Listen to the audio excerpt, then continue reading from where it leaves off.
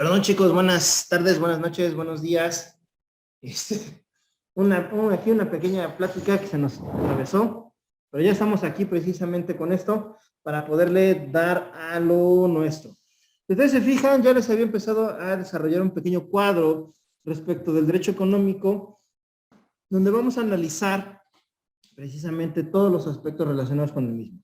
Para empezar, decíamos la vez pasada que el derecho económico hace referencia a la actividad propia del Estado, pero que también puede hacer referencia a la actividad de los particulares. Entonces hay que tener, vamos a partir de este doble aspecto que tiene el derecho económico en cuanto a la relación particular como a la relación estatal. ¿Sí? En cuanto a la relación particular, o sea, con los particulares o la sociedad misma, el Estado teóricamente lo que debe de buscar es la protección de los mismos particulares. ¿Qué significa esto? El Estado tiene la finalidad de buscar el bien común, o un Estado económico en donde todos puedan desarrollarse. ¿Sí? Ello no significa, como hace algún tiempo se consideraba, que los estados deberían intervenir en la economía particular. ¿Sale? No. A ver, la economía particular se le da la libertad precisamente a los particulares de desarrollarse económicamente. ¿Sí? Ah, bueno, si tú, por ejemplo, tienes una empresa y te va bien, pues adelante, ¿no? O sea, yo Estado no me voy a meter contigo, siempre y cuando tu actividad económica esté fundada dentro del aspecto legal. Si tú particular te me vas por el aspecto ilícito, pues entonces ahí sí tengo que intervenir. ¿Por qué? Porque tu riqueza va sobre aquello que la ley está prohibiendo. Por eso es que en ese sentido el Estado es realmente un vigilante. Y aquí yo les puse una famosa frase, la gendarmería del Estado, donde debe de analizar ese aspecto, ¿no? ¿Cómo voy yo a mantener al particular dentro de los límites legales, es decir, dentro de lo lícito, para que no se me vaya lo ilícito? ¿Sí? Ello a lo mejor también implicaría una actividad un tanto más participativa del Estado para poderle decir al particular, oye, ¿tienes una actividad? Sí. ¿Una actividad lícita? Sí. Pero también te tengo que decir que no puedes evitar estas conductas. ¿Vale? Por eso es que es un aspecto muy importante. En cuanto al aspecto relacionado con el propio Estado, el Estado lo que hace es regular la forma en que yo voy a obtener ingresos y cómo los voy a distribuir. ¿Sí? Las famosas políticas económicas. ¿Sí? ¿Qué actividades o qué negocios o inclusive qué tratados internacionales le permitirían a la sociedad obtener una mejor calidad de vida? ¿Vale? La política económica generalmente nosotros la entendemos, generalmente, no digo que sí sea, pero generalmente la entendemos como aquella parte del Estado en donde te va a decir cómo te debes comportar económicamente. Y eso es un error. ¿Sí? El Estado nunca te va a decir, o al menos los estados de este lado del charco, o sea, los estados americanos, ningún estado te va a decir cómo te debes comportar económicamente. Eso es literalmente problema de los particulares. Oye, que si yo me gasto 30,000 pesos al mes, pues si tienes la capacidad económica, ese es tu problema, no mío. ¿Sí? Que si te endeudas hasta el cepillo de deudas, ese es tu problema, no mío. ¿Sí? Yo Estado no me voy a meter ahí. ¿Dónde yo me voy a meter? En buscarte, por ejemplo, que exista empresa, que exista inversión, que exista la condición económica para que tú particular tengas esa capacidad económica. ¿Sí? Eso es la política económica. Ahora, otro aspecto de la política económica.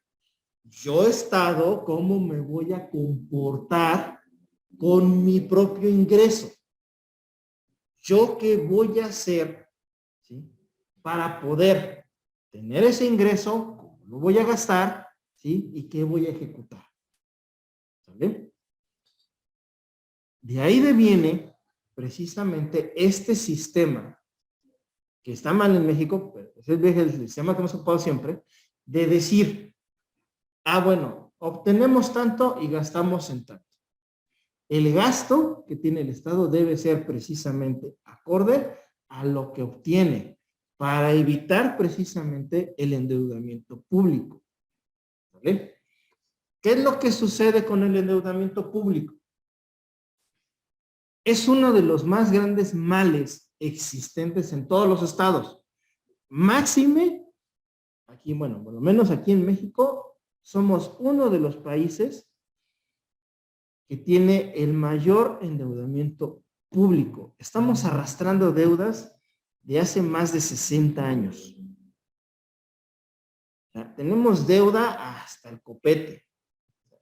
Por eso, entre eso y a lo mejor las malas prácticas económicas estatales, es lo que el Estado mexicano no le permite sobrevivir. ¿Sí? ¿Qué es lo que sucede, por ejemplo? Famosísimo Tren Maya. ¿Qué va a hacer el presidente? Ya pidió un préstamo. Ya pidió un préstamo para ese tren. Oye, pero ¿por qué pides un préstamo? ¿Que no tenemos la capacidad económica con todo lo que le entra al Estado para poderlo desarrollar nosotros? Eso es precisamente porque la política económica no está bien desarrollada. Gastamos en cosas inútiles. ¿Vale? Entonces, eso es una parte. ¿Sí? Otra parte muy importante de la política económica espérame un segundito, voy a ponerlos acá.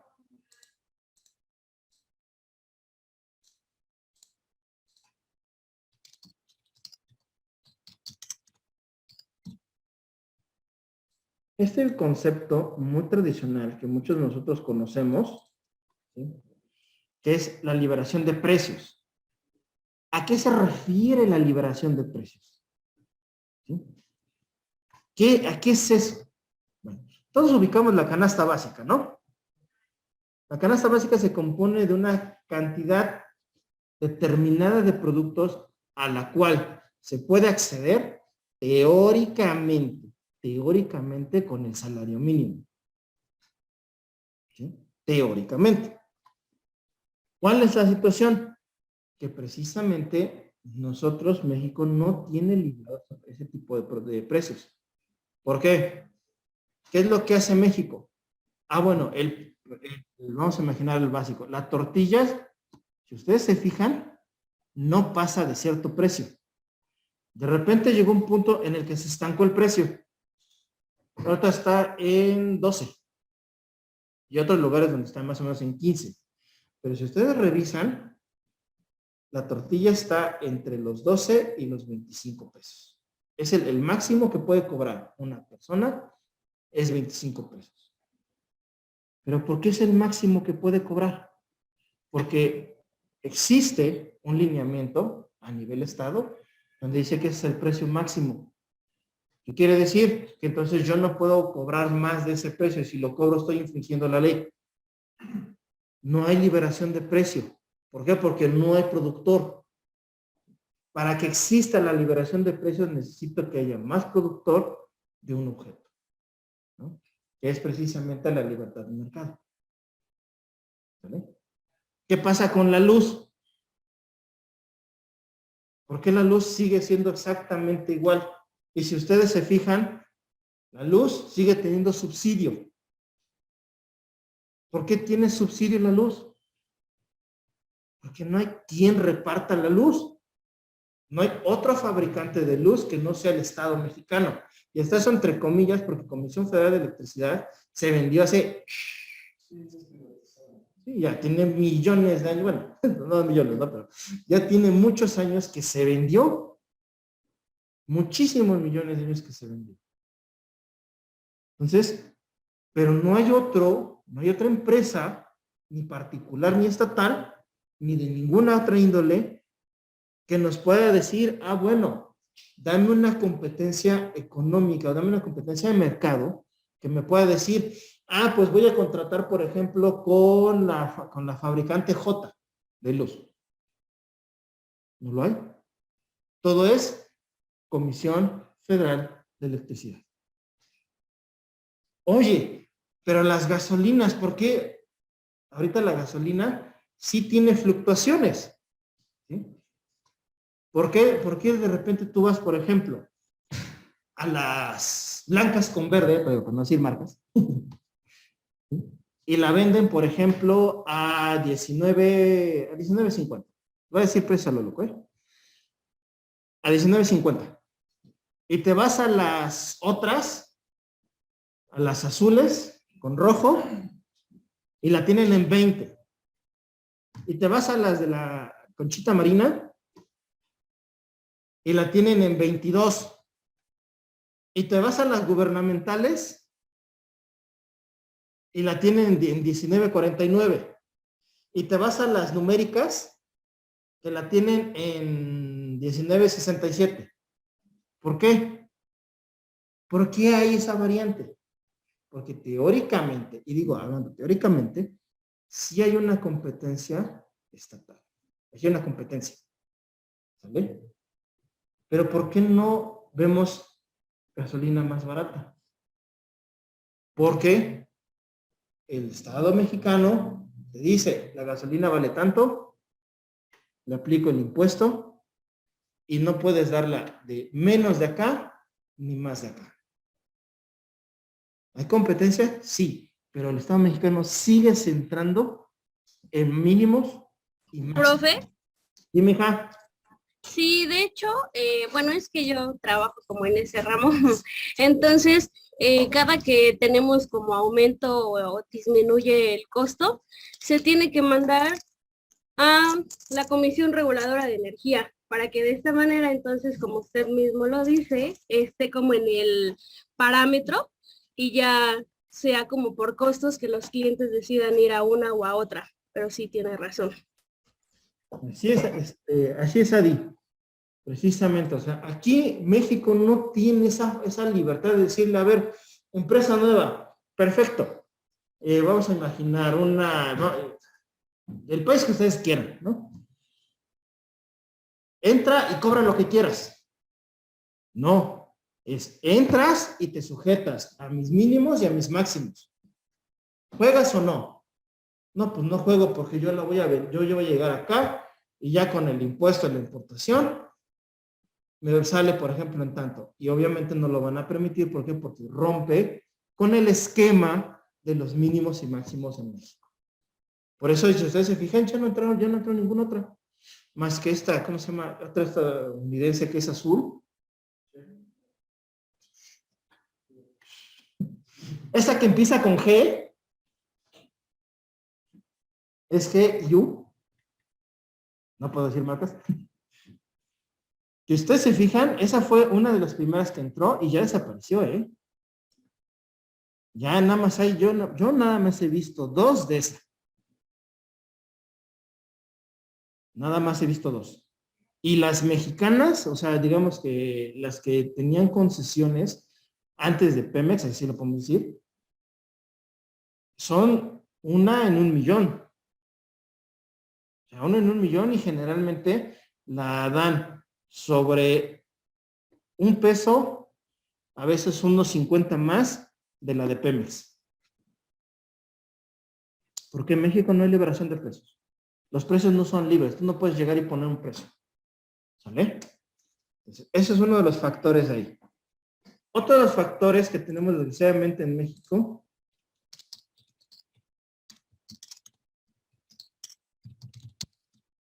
que también es una política económica mal llevada. Liberación de comercio. Perdón, vamos a poner una aberración, discúlpenme. Liberación de comercio exterior. México tiene exportación. México no es un país exportador. México no exporta tantas cosas como todo el mundo cree. O sea, todo el mundo nos dice, hemos exportado más. Sí, a lo mejor están aumentando la exportación, pero todo lo que traemos de otros lados, ¿vale? Es más que lo que sacamos. ¿Cuáles son los ejemplos más claros? Fíjense en las temporadas que acaban de pasar. En la temporada que acaba de pasar, que es la temporada decembrina, ahí es donde ustedes pueden revisar que México no tiene comercio exterior, tiene comercio importador. ¿Vale? ¿Qué significa esto? El chile navideño, el chipotle navideño, a la fecha, siempre compramos un chile aproximadamente del tamaño de una botella, esto es porque lo tengo aquí en mi mano, de un jugo de más o menos de 413 mililitros. Más o menos de ese tamaño es. Chile mediano. Cuando el chile mexicano, el chile navideño, el chipotle navideño mexicano, es mucho más grande, mucho más sabroso, aunque pica, pero es un chile mucho más sabroso. Y compramos el otro. ¿Por qué? Porque es más barato. ¿Qué estamos produciendo ahí? Importación. Importación. Otros ejemplos. ¿Sale? De que cómo la importación ya se volvió uno de los factores más rudos en México. Se acordarán los que andemos por aquí, por el centro de Puebla, que antes existía unas tiendas comerciales que se llamaban importaciones mundiales, ¿sí? Se acordarán que existían antes, donde vendían producto de otros lugares. Bueno, ¿qué creen que pasó? ¿Qué sucedió con esos? Desaparecieron, ¿sí? ¿Y ahora qué importamos? ¿Qué importamos? No, ya está. Exactamente, puro producto de China, Asia, bueno, concretamente de Asia.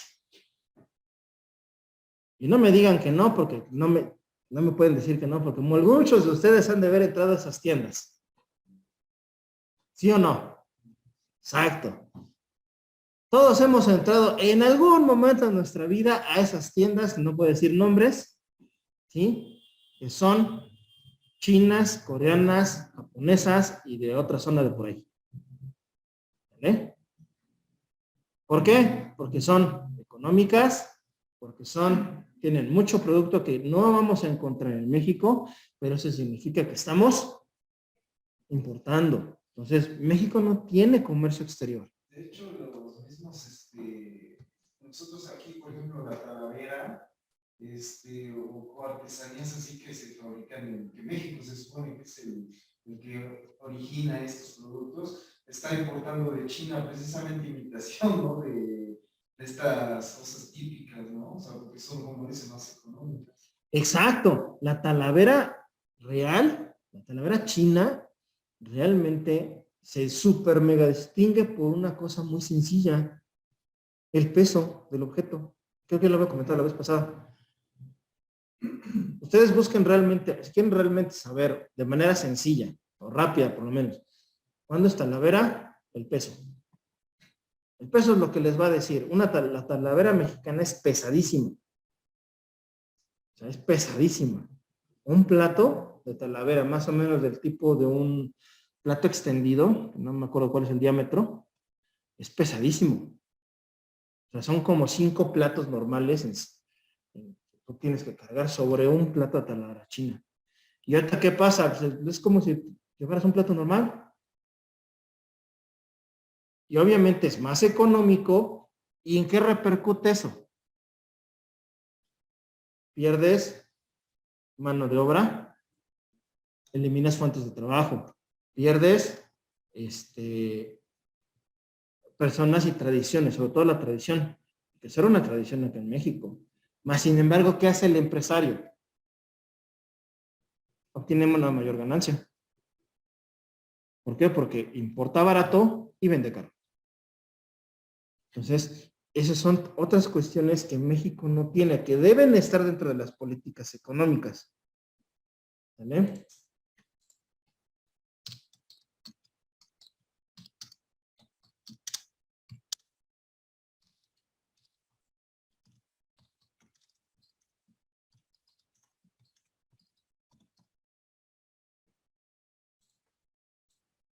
Esto es lo único que México ha hecho bien.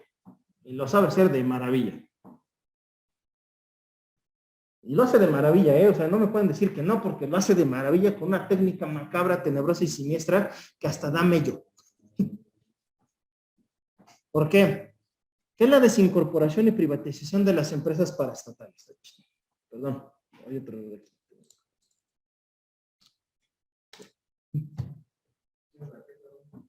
¿Qué es la desincorporación y privatización de las empresas paraestatales?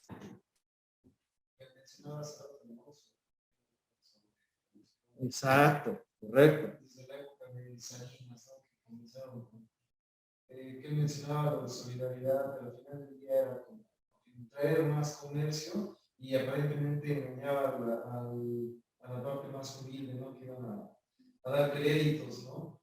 Pero al final del día pues era más que nada así de esa forma y vendiendo, ¿no? Bueno, eso es lo que entendí.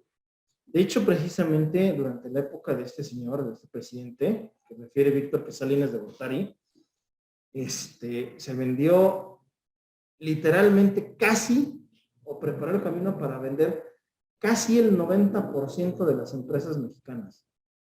¿Cuáles eran las empresas mexicanas paraestatales en ese tiempo? Las tres más fuertes: Teléfonos de México, Petróleos Mexicanos, Comisión Federal de Electricidad y su contraposición, que era Luz y Fuerza del Centro. ¿Sale? Que esa la tenemos nosotros acá en Puebla. De ahí teníamos explotación minera, que ya no es mexicana desde también muchos años, y muchas otras que por ahí a lo mejor se me estén barriendo. ¿Qué es lo que hicieron? Venderlas. Otro ejemplo claro, sencillo aquí en México: Agua de Puebla para Todos. Agua de Puebla para Todos es precisamente una empresa, si mal no recuerdo, creo que es francesa, la dueña de esta, auspiciada por el gobierno del Estado, o por lo que en su momento fue el gobierno del Estado. ¿Vale?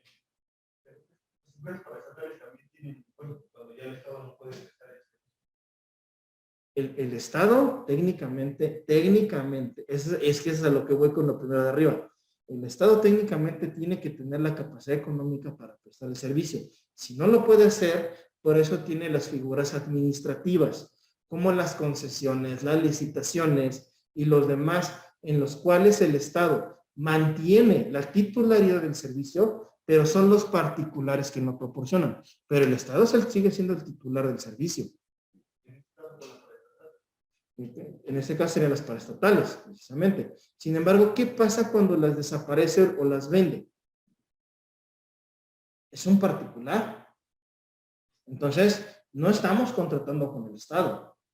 Estamos contratando con un particular. ¿Qué es lo que hicieron o cuál es la finta que nos vendieron?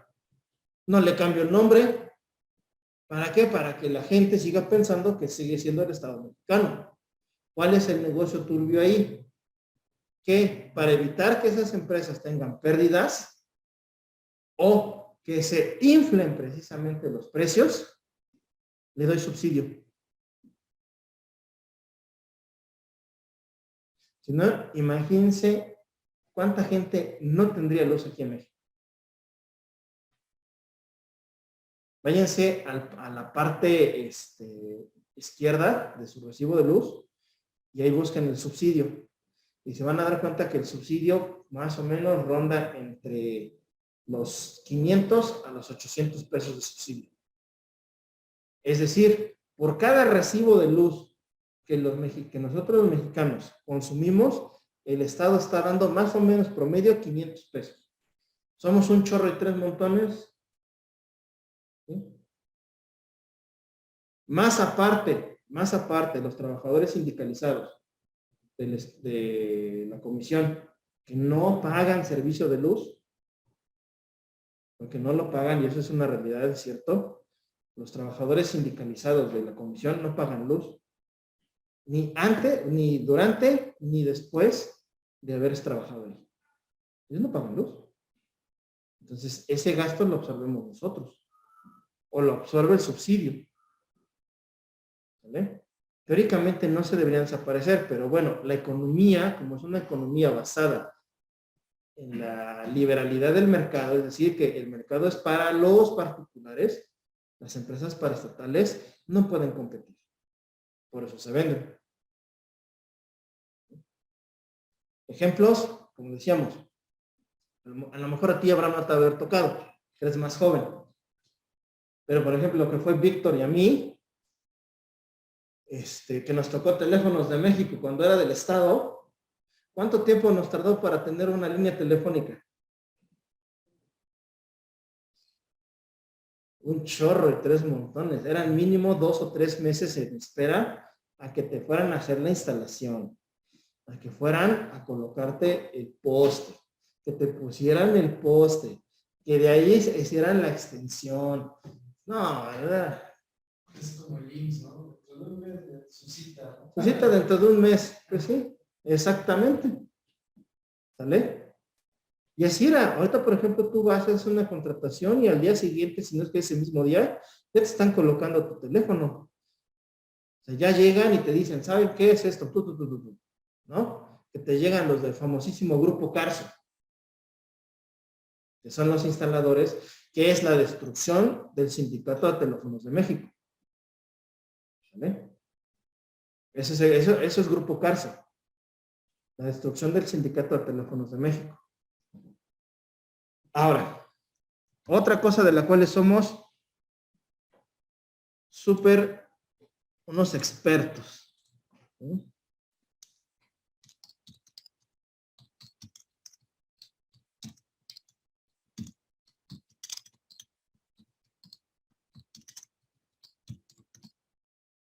¿Sale?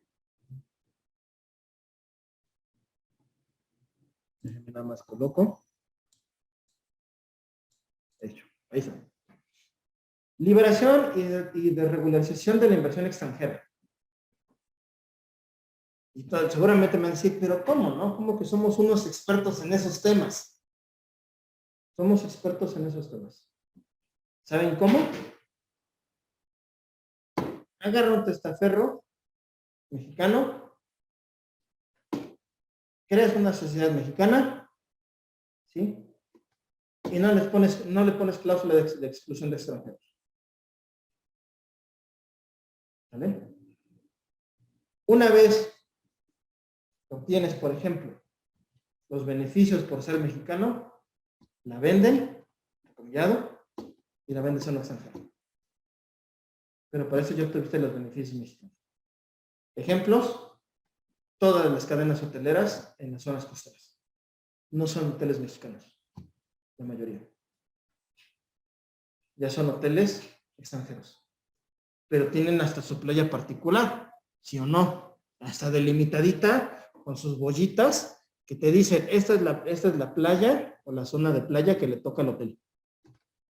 Si tú te sales de esa zona, es tu problema. El hotel no se hace responsable de ti.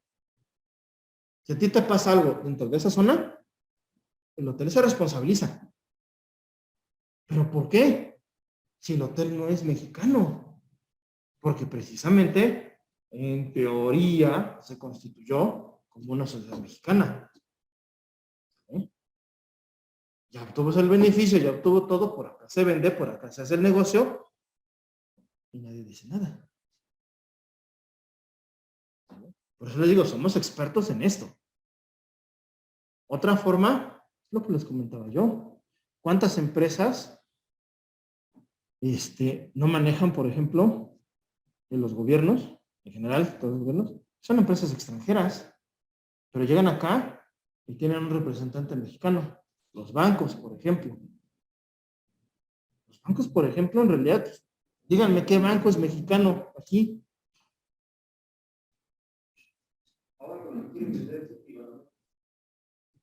Quieren vender Citibank y desaparecer Banamex. Y nada más que se quede como Citibank, una empresa totalmente estadounidense. Totalmente estadounidense, ¿eh? Citibank es de Estados Unidos. Volvemos al punto. No sabemos manejar la inversión extranjera. Llegan acá y hacen lo que quieren. ¿Quieren otros ejemplos? Nissan, Mazda y BMW. Llegan acá, se medio acomodan, se empiezan a acomodar y después hacen su show. ¿Sale? Sí, no tendrá también algo que ver, por ejemplo, ahorita que toda la nueva miscelánea fiscal, ¿no?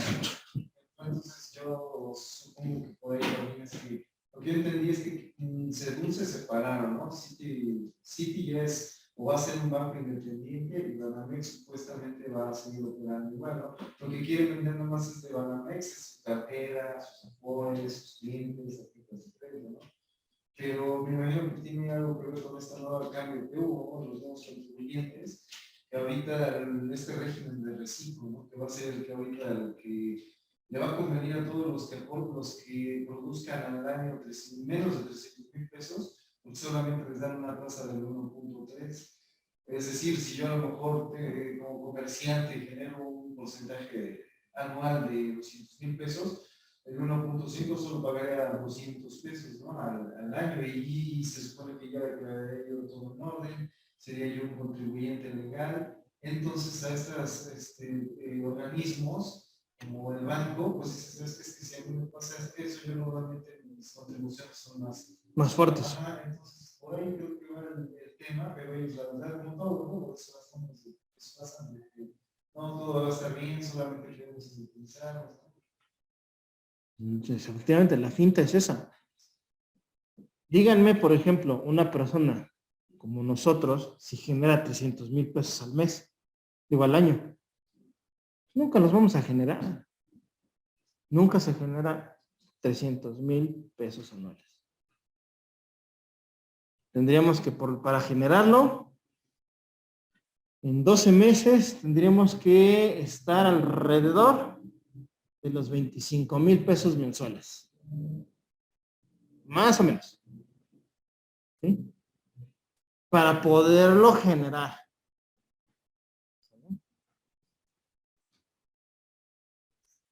Más o menos. Digo eso más o menos, porque no es un cálculo súper rapidísimo.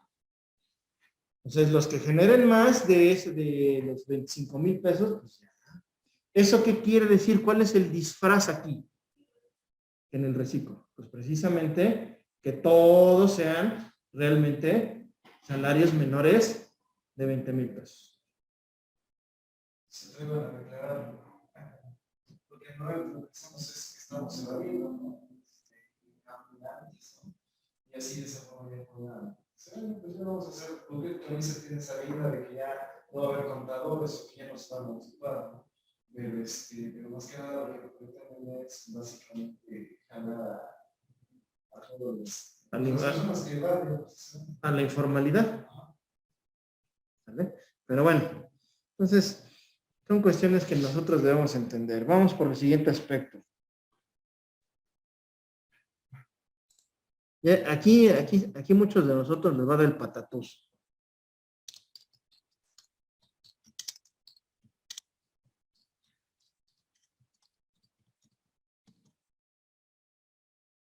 ¿Vale?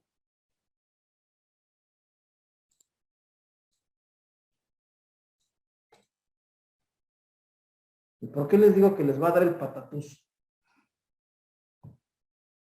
Reducción de gasto público y asistencial. ¿A quién les suena? precisamente todos los ingresos, ¿no? Nadie. Reducción de gasto público. ¿Qué te suena? Y asistencial.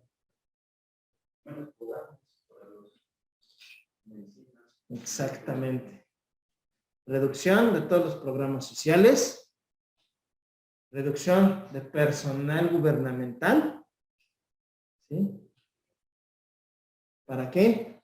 para justificar gastos. Es decir, si una persona, generalmente, un servidor público generalmente está,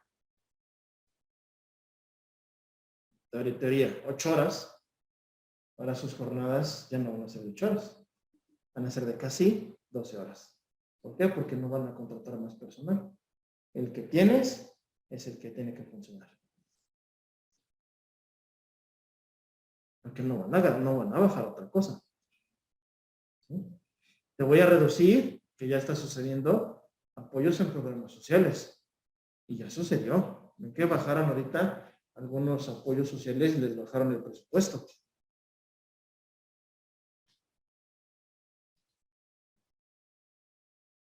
¿Vale? ¿Qué otra les suena?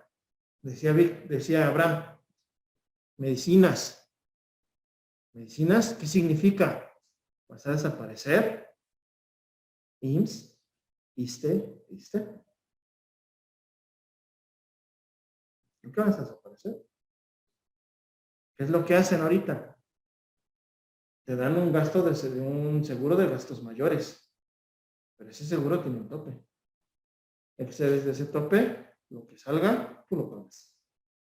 Con lo que usted fuera, tú lo pagas. ¿Qué van a hacer? Todos los hospitales privados te van a vender coberturas. Si quieres una cobertura para tal, te cuesta tanto. ¿Quieres una cobertura? Te cuesta tanto. ¿Quieres? Como en Estados Unidos. En Estados Unidos no existe el servicio médico particular.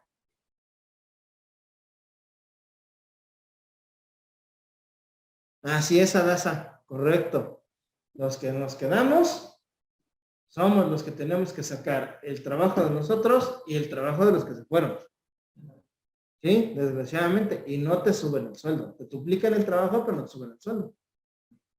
¿Vale? Entonces, ustedes díganme si vamos por buen camino o no. ¿Sale? Último punto muy importante que tiene que ver con lo que comentó Adasa.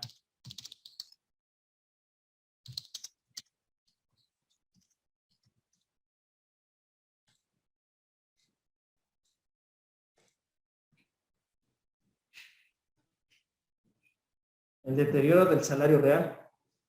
¿Qué es el salario real? El poder adquisitivo que tiene tu salario. ¿Cuánto puedes comprar con tu salario?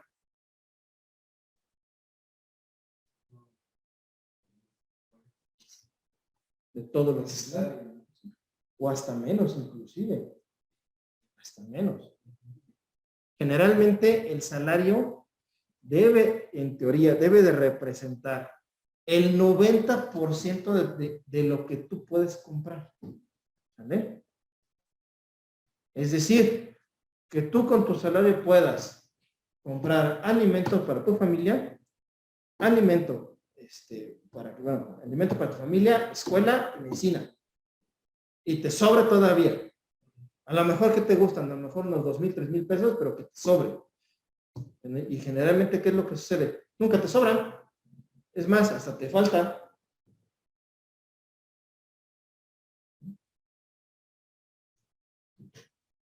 ¿Por qué creen que todas las empresas tienen programas de crédito? Coppel te dice, tarjeta de crédito. Vas a otra tienda, tarjeta de crédito. Tarjeta de crédito. Le autorizamos un crédito luego. Nada más preséntenos su INE y le autorizamos un crédito. Tú en realidad no sientes, dices, no siento el golpe. Bueno, no es que no lo sientas ahorita. Es que en realidad lo vas a sentir con los intereses. ¿Vale? Entonces, todo eso precisamente va afectando este mal manejo de la política económica. O sea, aquí estamos viendo lo que no se debe de hacer. Esto es lo que no debemos hacer, pero es lo que está sucediendo. ¿Vale? Y aquí en México, desgraciadamente, somos un país en el que la mayoría está acostumbrado a que con lo que tiene sobrevive.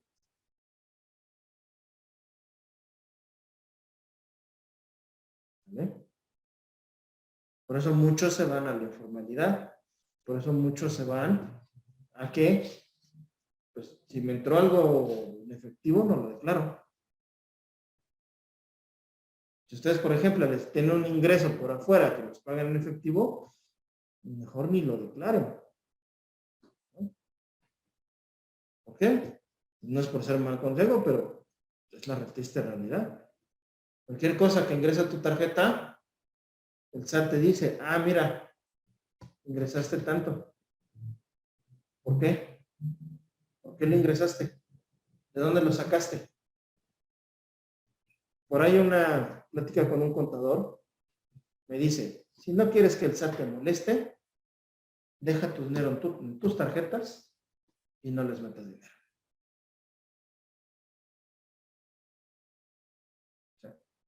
Entonces se queda tranquilo el SAT.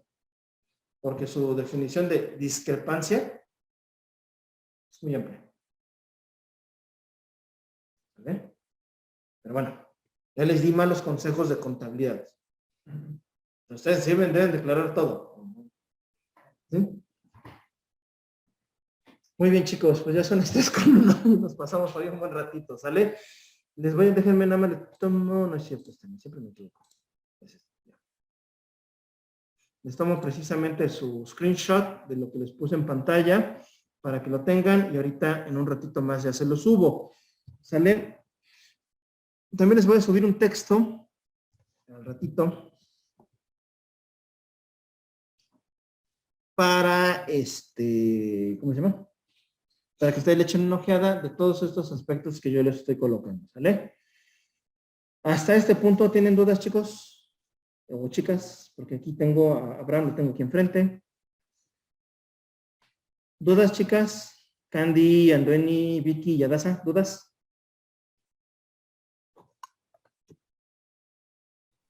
No, ninguna, profe. Perfecto, Andueni. No, profe, gracias. Muy bien, hija. ¿Vale? Perfecto, chicas, cuídense. Nos vemos el otro sábado. Pórtense mal y si se portan mal, invitan. ¿Sale? Nos vemos. Gracias, profe. Hasta luego.